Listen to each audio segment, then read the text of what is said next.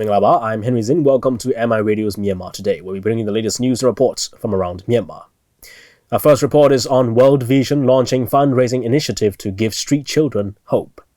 For the tech-savvy geniuses, we have a report on 2020 Myanmar Youth Technopreneurship Program. A story coverage on Bookselling Festival at the Yangon University. The last report on Myanmar's growing insurance market with the joint venture of private and foreign insurers. Well, before we get to the reports, why don't we have a look at what's happening in local news. Chairman of the leading committee for farmer rights protection and enhancement of their benefits, Vice President Henry Zin, asked committee members to help local farmers who are witnessing a decline in markets for crops and fisheries products.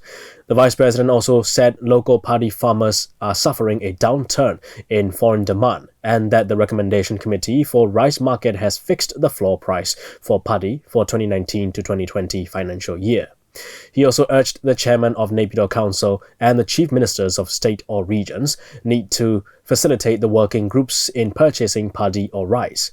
Myanmar has seen a positive trend in export of livestock products with over 40 countries of destination, and the EU could help export of fishery products from 24 processing factories.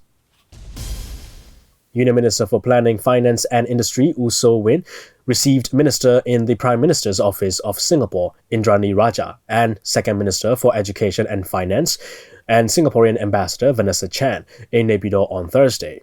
The officials discussed Singapore-based Infrastructure Asia's process in developing Myanmar's infrastructure sector, assisting in requirements for technology, investment and experience concerning implementation of public-private partnership projects, Singapore's possible assistance in Myanmar's project bank, and prospective private sector investments in Myanmar's industrial sector.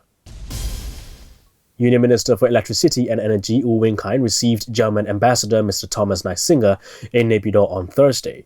The officials discussed cooperation in the electricity and energy sector between Myanmar and Germany, cooperation with German companies, increasing cooperation in renewable energy sources, assistance for technology and human resource development, increasing technical and financial assistance from Germany in MOEE's current and future projects, assistance in upgrading power plants and fertilizer factories, the formation of the National Renewable Energy Committee and its objective and ongoing processes, and assistance in elevating skills of the policy, technology and financial management sectors. A workshop titled Transforming Tourism Through Digital Marketing was held in Naypyidaw on Thursday. Union Minister for Hotels and Tourism Mount delivered an opening remark at the workshop which aimed for capacity building in the tourism industry between ASEAN and the Republic of Korea. The Union Minister said that the ministry has focused on digital technology in the tourism industry of the country since 2018 for promoting the image of the country, expanding tourism market and using digital marketing for distributing information to the Korean people. Experts from the Centre and the Ministry of Hotels and Tourism discussed on developments of digital marketing in the tourism industry in sharing information about the changing trend of technology in the tourism industry, increasing competence of Myanmar tourism industry, and updated knowledge in the digital tourism industry. That's all with the local news, and here's the first report on Myanmar Today. World Vision launched a fundraising initiative for street children on Wednesday, held at Cafe in Town in Yangon. David Hanna has the details. Since 1997, World Vision has been implementing a range of street children programs in and around Yangon and Mandalay as part of its child protection effort. This includes family reconciliation and startup programs, as well as temporary drop-in shelters where street children can go for a meal, bed, bath, and classes. With that said, Mr. Suresh Barlett, the National Director of World Vision Myanmar, will explain us the detail about the event. So this particular event focuses on street children, primarily in Yangon and in Mandalay, but also this issue is there prevalent in all states and regions. And what we are doing today is that trying to engage the larger stakeholder public here in Myanmar. World Vision has been working with street children and taking them off the streets for over 15 years now, trying to reintegrate them with their families, give them hope for the future. And what we would like to do is to expand this program so that we can take more children off the streets and give them all hope for the future. And to do that, that's why we're engaging with the general public and the larger stakeholder community here. Yeah, because again, there's no way that any one of us can do this on our own. The problem is so huge. The only way we start to make a difference is when we all come together and work together to make it happen. And that is what we are trying to do here as part of this process. Mr. Suresh Burlat also told MI Radio about the progresses that they have been done regarding this program to date. In the case of street children, we've taken nearly 2,000 children off the streets. Many of them have been integrated into their families. Many of them have been provided vocational training and have got a livelihood now. And you heard testimonies again today about some of them as well. So that is what has been happening in this particular program. But again, we work with in many other projects and programs. We're touching the lives of nearly 400,000 children every year, nearly 2 million others as well through our programs throughout the states and regions as well. He also added on and explained about the implementation to a range of street children programs in around Yangon and Mandalay. Basically, our teams who work on this on an ongoing basis need to identify where the children are, go and look for them, find them, encourage them to come to our centers. We feed them. After that, we engage with them in terms of providing them vocational skills training, life skills training as part of that process as well. This latest round of funding for the street children will be used for the following activities: outreach services, daycare center, education events, and recreational programs for street children, health, reintegration with the families, follow-up support, and child protection education. Dr. Tatung U, chairperson of Today Ogilvy, stated, as all of us know, children are for our future. And then now our country is going through the transitional period. So as a private sector, we cannot expect everything from the government.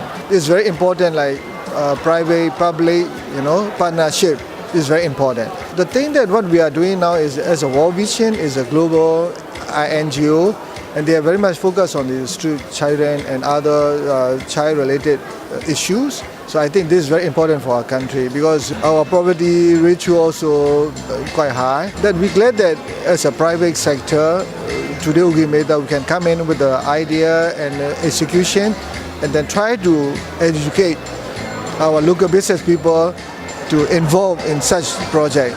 So I hope that this kind of project will encourage not only from the government but also from the private sector to involve more for the issue that related to the country and the society. How can the general public be involved in this serious issue in the way we all can? Let's hear out Dr. Tatung U's perspective about that. Globally, Myanmar is one of the, I think 2 years already consecutively, we are the first donor. We are donate a lot. So we are listed as one of the donation country. So I think that everybody, if we can help to such children, then society will have a lot of more peaceful situation. And we all know that those street children, mostly they themselves not want to become a street children because of the family, because of the society. So I think very few are because of individual choice. So I think if you calculate like every week you use 5,000 for your Facebook, that will cost you about 20,000 kyat. That 20,000 kyat can be helpful a lot to the street children. So I think that on the other hand, we try to encourage to help street children. But one of the issues that personally I thought that we also need to train street children how to survive by the vocational training, because they cannot rely all the time from the donation. Then that can be also not very good attitude in the future. So I think we have to walk both ways. Of course, private, public, we were involved in the donation help. Then street children themselves should be learn something for the future also. Reporter David Tanner reporting from Myanmar International Radio. That's a report on World Vision launching fundraising initiative to give street children hope. Alright, it's time now to check on weather forecast in Myanmar. In Yangon, a pleasant weather with sunny conditions, but air quality will be unhealthy for sensitive groups during the day. We may experience a little clear and cool night with temperatures dropping to its lowest about 15 degrees Celsius. The temperature during the day will be around 29 degrees Celsius, and if you haven't noticed, we're experiencing cool breeze these days in the city. Precipitation is pretty low and there's winds of up to 11 kilometers per hour. In Naypyidaw, a pleasant weather with mostly sunny conditions during the day. A clear and cool night awaits for everyone in the city, with temperatures dropping to around 10 degrees Celsius. In the daytime, the temperature will be at its highest, around 29 degrees Celsius. Precipitation is pretty low, but there's winds of up to 7 kilometers per hour. In Mandalay, a nice weather with sunny to partly cloudy conditions in the day, and we'll have a clear sky at night, with temperatures dropping to around 12 degrees Celsius. Daytime temperature will be at its highest of 30 degrees Celsius. Precipitation is pretty low, but there's winds of up to 7 kilometers per hour. Well, we have another report coming up, and then we'll check on the stocks and currency exchange rates. Pan-Pacific Hotel MPT and Myanmar Computer Federation invited candidates to participate in the Myanmar Youth Technopreneurship Program 2020 on Thursday, the third year of MPT and MCF's effort to develop the next generation of entrepreneurs in Myanmar. David Henry has the details. Application submission period to Myanmar Youth Technopreneurship Development Program 2020 begins on 6 December 2018 with a deadline set for 24th January 2020. The contest is run in two stages, preliminary and the final planned on February 2020. Youth teams nationwide can apply for the competition, after which the winning teams will be selected each from Upper Myanmar and Lower Myanmar regions. We will find out the detail from U Tao Sunye, Chairman of Myanmar Youth Technopreneurship Development Program. If we take a look at Myanmar, there are lots of young professionals who are experienced and great in tech industry. But what most of them often lack is that the experience of how they can distribute and present for their tech to the public. That is why Myanmar Youth Techno-Entrepreneurship Development Program plays a role to create new business opportunities for the youth, develop tech skills for the local talents, establish ecosystem in the fields of education, agricultural, healthcare, society, open data, civic tech, entertainment, and fintech.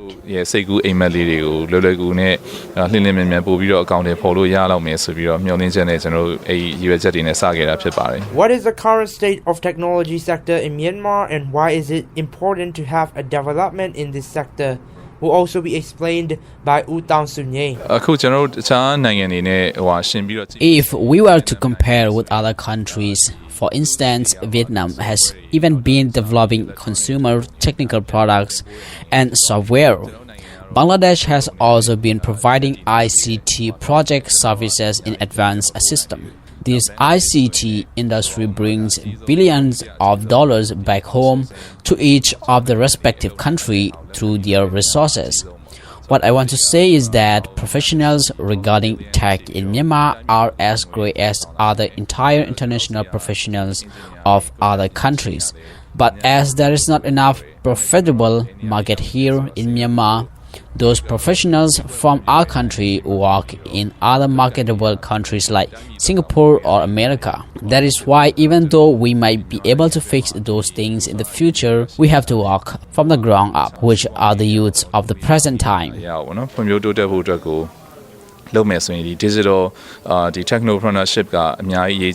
winners of the Myanmar Youth Technopreneurship 2020 will be selected by panel of judges after a pitch, and winners will be selected in 3 categories. With that said, I have also interviewed the director of Blue Frog, Soleyago, who is also one of the winners of last year's Myanmar Youth Technopreneurship Program.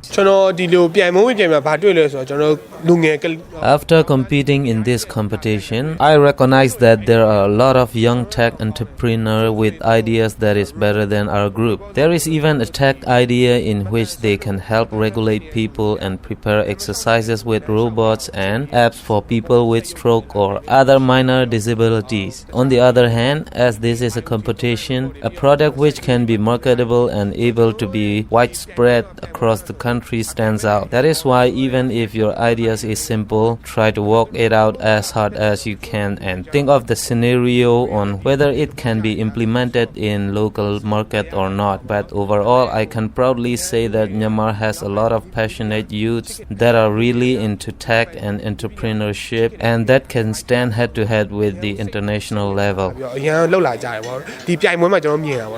The first category will will be the Technopreneurship 2020 Accelerate Award. Second will be the Technopreneurship 2020 Startup Award. The third will be 2 awards of Technopreneurship 2020 Idea Award. I have also asked him for what are the tips and tricks for competing this kind of programs and how we have to prepare ourselves and how we have to prepare our mindsets when we are going to participate in these kind of programs. And another tip is not to be afraid to present your ideas to the people who can help you. Ideas are cheap. Working on it and making it in reality is the real value of your idea. I have also experienced anxiety in which I am afraid to compete in this kind of startup competition. The reason is that my ideas might be stolen. But what I realize is we have to learn from this kind of competition and have a network. We have to have financial capital which we can obtain from this kind of competition if you have a realistic and great idea. Reporter David Tanner reporting from Myanmar International Radio. That's a report on the 2020 Myanmar Youth Technopreneurship Program. Here we have the information on currency rates from Myanmar's central bank. $1 is at 1,500 kyats. 1 Chinese renminbi is at 213 kyats. 1 euro is at 1,663 kyats. 1 pound sterling is at 1,972 kyats. 1 Singapore dollar is at 1,102 kyats. 1 Malaysian ringgit is at 359 kyats. 1 Thai baht is at 49 kyats and the Indian rupee is at 21 kyats. Gold is trading at $1,475. Silver is at $16 and Brent crude oil is at $58. On the Yangon Stock Exchange, FMI remains at 11,500. MTSH went up 50 and it's at 3,900. MCB remains at 8,300. FPP is at 23,000. TMH remains at 2,900. You're with MI Radio's Myanmar Today. You can log on to our website at miradio.com.mm and catch many other great programs of MI Radio on the website. We're also running on 96.1 FM in Yangon, 96.5 in Mandalay, and 96.7 in Naypyidaw. Alternatively, you can download our app on both iOS and Android platforms. It's easy to search. Just type in Myanmar INTL Radio and you'll find the app. Download it on your devices so you can listen to our radio programs on the go. Stay with us as we bring you more reports on Myanmar Today. Bookselling Festival is being organized at the Yangon University from Thursday to Sunday to mark the 100th anniversary of Yangon University with the aim to promote reading. Since the university is crowded with visitors for the celebration and also for graduation ceremony on the campus, it is perhaps the right time for publishers and book-related business to bring in more literature to introduce to the readers. Williamson reports. Recently, the University of Yangon launched its 100 years anniversary celebration, and as a part of this celebration, Bookselling Festival with more than 100 book booths was also being organized from 5th to 8th of December at Yangon University. The main aim of this festival is to attract more readers in a wider range with a variety of books, and different kinds of books are available for the readers. As the celebration at Yangon University has not ended up and the graduation ceremony at the university is also going on, therefore the campus is crowded with the visitors. Therefore, this is the right time for the publishers and the book-related services to show their extravaganza of their works to the readers. Speaking to MI Radio, Wu Enyo of Bangyo Literature said,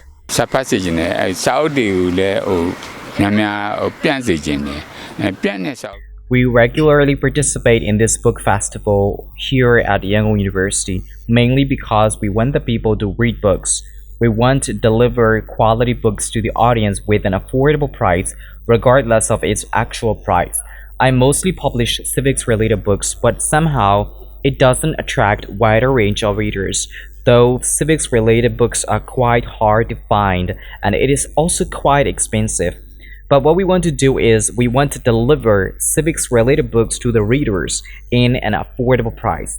This is why the books that are 2,000 kyats worth each are being sold at 1,000 kyats here. So we are not bothered about the business, but we all need to have proper knowledge about civics as it is relevant to everybody. Books are very much important to the holistic growth of a person. That is why there are always differences between a person who reads books and who doesn't read. Speaking on how important this is for everyone to read books, Wu Enyo also explains. So only when we keep our ears, eyes, and mouths alive, then we will understand our rights. I also believe that we can achieve true democracy only when we are well educated. These are also why we publish books to spread knowledge to the readers, because we can grow only with the help of the literature by reading books. But before being educated ourselves, literature needs to grow and improve first. This festival is also where books related to peace and harmony among the people are also being sold and are on display to promote tolerance among one another. Mo is a member of Glad Tidings Literature and currently he is running bookstores and participates actively in peace-related activities. He was also at the book festival to promote his vision of peace and harmony among each other, and speaking to MI Radio, he said, When we read all these books of different topics and subjects, the only hope we have is we want everyone to be a better person than before reading the books, and it goes for all the these. These literatures will tell us to live in harmony with other religions and practice high level of tolerance to other religions. From Islam point of view, some people have misconception about Islam, but we want to tell to the world that Islam was first begun with peace and it is all about peace. Therefore, in order to tell about the good tidings of Islam, literature is where we depend upon. Despite of all the positive impacts that the books contribute to the society, many of the publishers are worried about book market, that modern technology may soon take over the market. Speaking on possible future market of books, Wu Myung-yun, the Joint Secretary of Myanmar Publishers and Booksellers Association, said,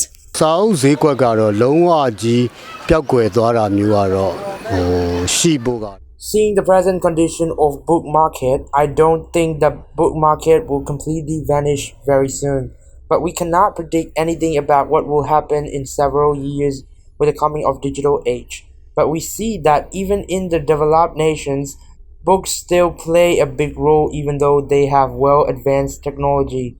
However, we cannot ignore the decline of book market year by year, and it is not like few decades before. Now, people have many options to spend their time, and books are not the only source of knowledge anymore. This is Wen Lin San reporting for MI Radio. That's a report on Bookselling Festival at the Yangon University. And here's the last report on Myanmar's growing insurance market with the joint venture of private and foreign insurers. After the government provided licenses for foreign insurers and the joint ventures of foreign and local private companies, IKBZ and MSI has officially unveiled their joint venture agreement as KBZ-MS on Thursday at the Yangon Excelsior Hotel. Insurance market professionals talked about the newly proposed business insurance law and the potential of Myanmar insurance market. DJ Henry Zin has the details. One of the market leaders of Myanmar insurance market, IKBZ Insurance, and the Japanese Mitsui Sumitomo Insurance MSI Company Limited, has officially unveiled their joint venture agreement for the forming of KBZ-MS, which was licensed recently. We want to make sure there's no overlap, but also make sure that MSI can complement us. So we are at the same level in terms of our norms and values, so our core values being Metta, Teti, and Virya. Our ambition is to contribute to the Myanmar market, and same with MSI. They have been operating already here for close to 20 years, and they're also committed to developing the Myanmar market. And a joint venture is not a short-term thing. When we entered into this partnership, we want to make sure that we both have the long-term vision and a long-term strategic partnership. Recently, the government has provided license for 11 insurers, which include the foreign companies, JV, which means joint venture companies of both life and GI, general insurance. So last week in Naypyidaw, November 28th, there were in total 11 licenses. So 5 licenses for foreigners, 100% life insurance company, and 6 JVs, 3 JVs between local and a life company, foreign life company, and 3 JVs between a local company and a foreign GI company. So we're one of the 6 GI JVs. Being one of the ASEAN market leaders, MSI has opened a representative office in Myanmar since 1997, and they were licensed for the joint venture of GI with the local private company IKBZ. In 2015, they were licensed for the operation in the Lower Special Economic Zone. ティラーについては、現在は、三井住友海上日本 MSI で Although we are operating in Thilawa Special Economic Zone, there is still limited license. However, with the forming of KBZMS, we are to expand our business in the whole country. The opening up for the foreign investment is something we have been waiting for over the past years. It is greatly welcome because we can have more business expansion. We hope to support the livelihood standard of Myanmar citizens through insurance market. まずミャンマーの成長性に大きく期待をしているので We are willing to invest in Myanmar because of its potential growth of economy. There are some limits in the market at present, but we are hoping during the 20 years for more smooth foreign investments allowance.